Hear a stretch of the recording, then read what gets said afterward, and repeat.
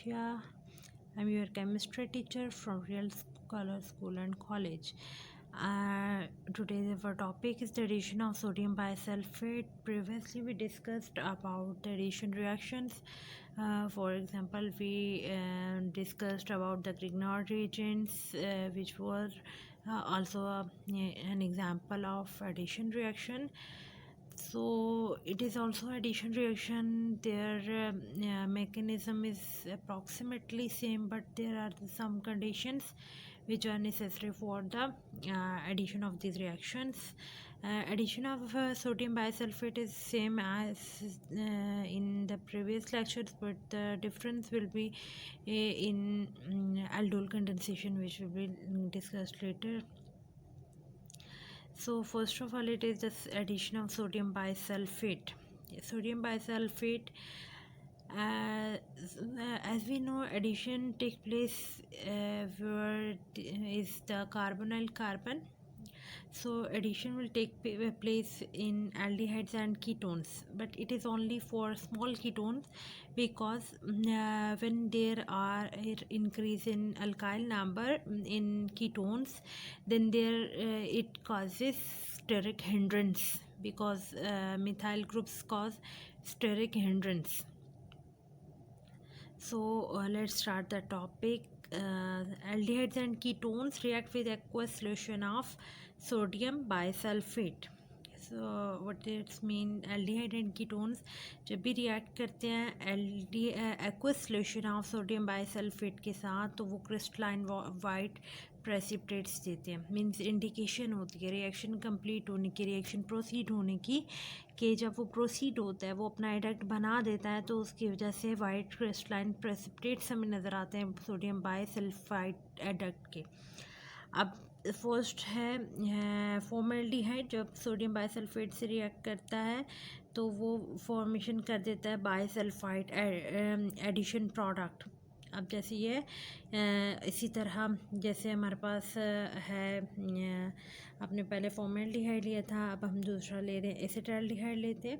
वो जब sodium bisulphate से करेगा रिएक्ट, तो वो क्या बना देगा, यहाँ पर एक और बाइसल्फाइड एडक्ट बना देगा. इसी तरह हम नेक्स्ट अगर देखते हैं एसीटोन है. एसीटोन पर जब सोडियम बाइसल्फेट के साथ रिएक्ट करता है तो वो बना देता है एक और बाइसल्फाइड एडक्ट बनाता है. अब जो सबसे इम्पॉर्टेंट यहाँ पे बात आ जाती है, bisulphide on heating a dilute mineral acid. अब ये रिएक्शन क्यों इम्पॉर्टेंट है? ये रिएक्शन इसलिए इम्पॉर्टेंट है क्योंकि हम इस रिएक्शन को करने के बाद इसको दोबारा से अपनी ओरिजिनल फॉर्म में ला सकते हैं, मीन्स रीजनरेट कर सकते हैं. अब वो किस तरह से करते हैं? जब उन्हें dilute mineral acids like HCl और H2SO4 सल्फ्यूरिक एसिड और हाइड्रोक्लोरिक एसिड के साथ रिएक्ट करवाया जाता है, तो वो एल्डिहाइड एंड कीटोन रीजनरेट हो जाते हैं. फॉर एग्जांपल जो आपने रिएक्शन किया उसमें ये रीजनरेट हो गए. जब आपने HCl के साथ रिएक्ट किया और हीट किया, तो वो अगेन वही क्या है, एसिटाल्डिहाइड बन गया, साथ में सोडियम क्लोराइड बना and water and SO2 release हुई. अब ये रिएक्शन क्यों इम्पॉर्टेंट हैं? क्योंकि ये हमें देते हैं separation for purification of carbonyl compound. ये रिएक्शन आइडेंटिफिकेशन रिएक्शन है जो कि यूज़ होता है for the separation and purification of carbonyl compound from non carbonyl compound, which are the non carbonyl compounds like hydroxyl group is attached with alkyl group in alcohols. So it is the identification reaction. First of all, sodium bisulfite it ionizes into its ions, and when it get ionizes, it forms a nucleophile. SO3 negative 2 is the nucleophile. अब यहाँ पे nucleophile बनता है. अब यहाँ पे दो possibilities हैं रिएक्शन करने की, O नेगेटिव के थ्रू भी और S नेगेटिव के थ्रू भी, क्योंकि दोनों के ऊपर नेगेटिव चार्ज है. लेकिन यहाँ पे रिएक्शन S नेगेटिव के थ्रू होगा. क्यों होगा? क्योंकि मोर रिएक्टिव है देन O नेगेटिव. यहाँ पे कार्बन सल्फर बॉन्ड बनता है जो कि एक स्टेबल बॉन्ड बनता है. यहाँ पे अब देखिए SO3Na के साथ रिएक्शन सल्फ़र अटैक करेगा एज अ न्यूक्लियोफाइल. सल्फ़र यहाँ पर अटैक करता है एज अ न्यूक्लियोफाइल. वो इसके रिएक्शन सेंटर इलेक्ट्रोफिलिक कार्बन पर, और यहाँ पे हमारे पास स्टार्ट में जो बनता है एक एडक्ट बनता है. अब इसको जब वॉकअप कराया जाता है विद वाटर तो ये कन्वर्ट हो जाता है सल्फाइड प्रोडक्ट में। कार्बन है जो जितने यहाँ पे जैसे हमारे पास CH3 की टोन हमने लिया था, OH है एंड SO3 नेगेटिव, इस तरह से इसकी एडिशन हो जाती है। अब कीटोन्स यहाँ पर रिएक्शन क्यों नहीं देते? ऑलरेडी स्टार्टिंग में हमने बताया था कि क्यों नहीं देते, क्योंकि दोनों के अल्काइल ग्रुप हैं। अब जब वो छोटा स्मॉल ग्रुप होगा तो वो देंगे, लेकिन अगर लार्ज ग्रुप हो जाएंगे तो वो नहीं देंगे। उसकी रीज़न ये है कि स्टेरिक हिंड्रेंस आ जाती है। स्टेरिक हिंड्रेंस क्या करती है कि उसमें एडिशन होने को पॉसिबिलिटी नहीं देती, जिसकी वजह से वो रिएक्शन नहीं देते। तो दूसरी रीज़न क्या है कि जब आप R ग्रुप इंक्रीज़ करते हैं तो वो इलेक्ट्रॉन डोनेटिंग ग्रुप हो जाते हैं। इलेक्ट्रॉन डोनेटिंग क्या करते हैं? कार्बन के इलेक्ट्रोफिलिक सेंटर को। अब जो हमारा नेक्स्ट टॉपिक है it is the condensation reaction. Condensation reaction में क्या होता है कि दो मॉलिक्यूल सेम भी हो सकते हैं, डिफरेंट भी हो सकते हैं, वो कंपाउंड आपस में कंबाइन होते हैं और न्यू कंपाउंड्स बनाते हैं।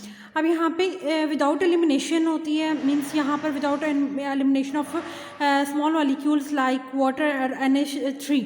तो यहाँ पर क्या है कि यहाँ पर इसमें एलिमिनेशन ऐसे नहीं हो रही होती, यहाँ पर कंडेंस होते हैं, दो चीज़ें आपस में मिलती हैं। कंडेंस का मतलब है दो चीज़ें आपस में फ्यूजन होती है, उनकी मिलते हैं आपस में, तो उसे कंडेंसेशन रिएक्शन कहते हैं। अब कंडेंसेशन एल्डोल कंडेंसेशन आ जाता है, कैनाज़ारोस रिएक्शन आ जाता है। आज जो हम डिस्कस करेंगे it is the aldol condensation. अब एल्डोल कंडेंसेशन दो तरह की होती है, सेल्फ कंडेंसेशन भी होती है एंड क्रॉस भी होती है। अब इसके लिए जो सबसे इम्पॉर्टेंट जो बेसिक कंडीशंस हैं, it must have alpha hydrogen. Alpha hydrogen क्या होती है? वो कार्बन जिसके साथ फंक्शनल ग्रुप अटैच्ड होता है, उसके साथ वाली कार्बन पर जो हाइड्रोजन होती है वो अल्फा हाइड्रोजन होती है, और इसके रिजल्ट में एल्डोल और कीटोल बनते हैं। एल्डिहाइड जो उसके रिजल्ट में अल्कोहल जो बनता है एल्डिहाइड्स के साथ तो एल्डोल बनता है, और कीटोन ग्रुप के साथ OH जब आता है तो वो कीटोल होता है। अब यहाँ पे दो फंक्शनल ग्रुप रिजल्ट में आते हैं, एक तो एल्डिहाइड या कीटोन होता है और साथ में OH आता है। अब यहाँ पे वाटर मॉलिक्यूल लूज होता है और यहाँ पे माइल्ड अल्कलाइन कंडीशन होती है। माइल्ड अल्कलाइन कंडीशन क्या होती हैं? वो स्ट्रॉन्ग नहीं होती, बस सिर्फ माइल्ड होती हैं जो प्रोटॉन को एब्स्ट्रैक्ट कर सके, मीन्स एज अ बेस लिया जाती है। अल्कलाइन कंडीशन बेस के तौर पर काम करती है।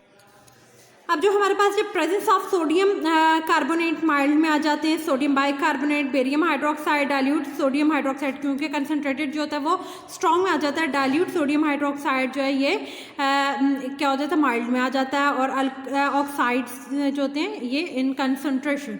अब इसमें टाइप्स क्या होती हैं? दो एल्डिहाइड के दरमियान में होते हैं, या एक एल्डिहाइड और एक कीटोन होता है। अब एक या दो कीटोन्स हो सकते हैं, दोनों कीटोन आइडेंटिकल भी हो सकते हैं, दोनों कीटोन्स डिफरेंट भी हो सकते हैं, और दो एल्डिहाइड्स के दरमियान में जो होती हैं वो दोनों जो है वो डिफरेंट और सेम भी हो सकती हैं। अब फर्स्ट कंडीशन हम लेते हैं, यहाँ पे देखिए एसिटिक एसिड है वो रिएक्ट कर रहा है दूसरे एसिटेल्डिहाइड, और ये भी एसिटेल्डिहाइड है, वो क्या करेंगे? रिएक्ट करेंगे in the presence of water as a base use होगी, मीन्स हाइड्रोक्सिल आयन यहाँ पे यूज होगा, और एंड पे एक एल्डोल बनेगा, एल्डोल बीटा हाइड्रोक्सी। देखिए ये अल्फा पोजिशन है ना, यहाँ पे अल्फा पोजिशन है, तो बीटा हाइड्रोक्सी क्या है? ये कार्बन है, इसके साथ वाली कार्बन क्या होता है? Alpha carbon. ये फंक्शनल ग्रुप के साथ वाला कार्बन अल्फा है, इसके साथ वाला बीटा, तो बीटा पे हाइड्रोक्सी है, ब्यूटाइल एल्डिहाइड, मीन्स के 4 कार्बन है। इसी तरह अगर 3 हाइड्रोक्सी, यहाँ से स्टार्ट करेंगे 1 2 3 पे हाइड्रोक्सिल ग्रुप है, 3 हाइड्रोक्सी ब्यूटेनल। अब हीटिंग जब करते हैं कि वाटर लूज हो जाता है और अल्फा बीटा अनसैचुरेटेड एल्डिहाइड और कीटोन बनते हैं।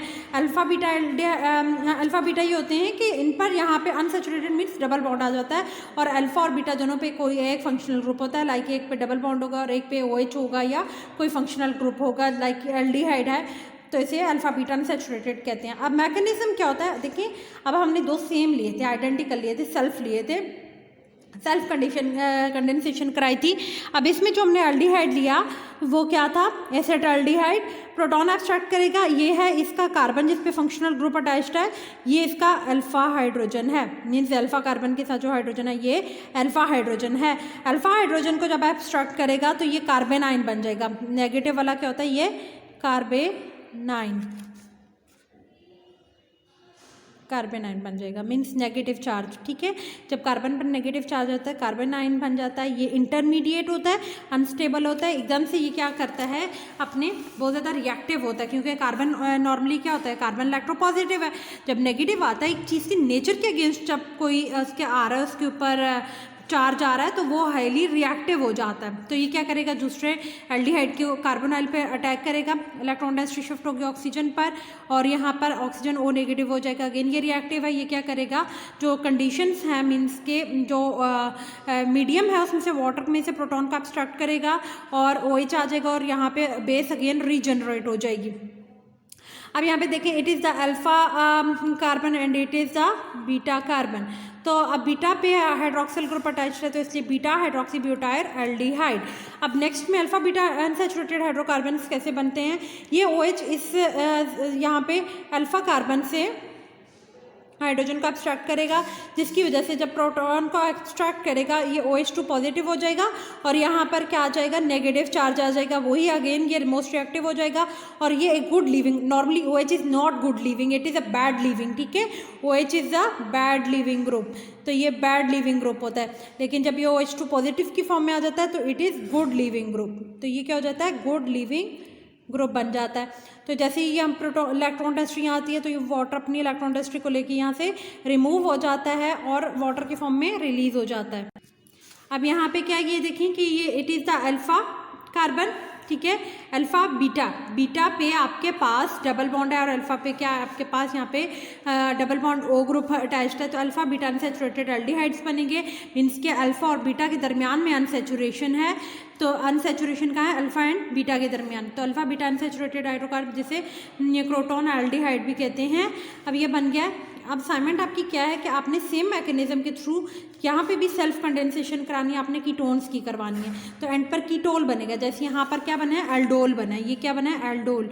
क्यों एल्डोल बना है, ये देखें, it is the aldehyde group and sorry यहाँ पर नहीं बना, पिछली जो ग्रुप है इसमें यहाँ पे ये देखें कीटोल बना है, तो यहाँ पे ये it is the functional group and it is the OH group, means कि it is aldehyde group and it is hydroxyl, तो it is aldol। इसका जो प्रोडक्ट होगा वो कीटोल होगा। अब आपने ये करके लाना थ्रू प्रॉपर मैकेनिज्म और उसका अनसैचुरेटेड, जिस तरह से अनसैचुरेशन या क्रिएट किया अल्फा बीटा, तो वो भी आपने जनरेट करानी है। Okay, thank you class, hope so आप लोगों को समझ आया हो। ओके, अल्लाह हाफिज़।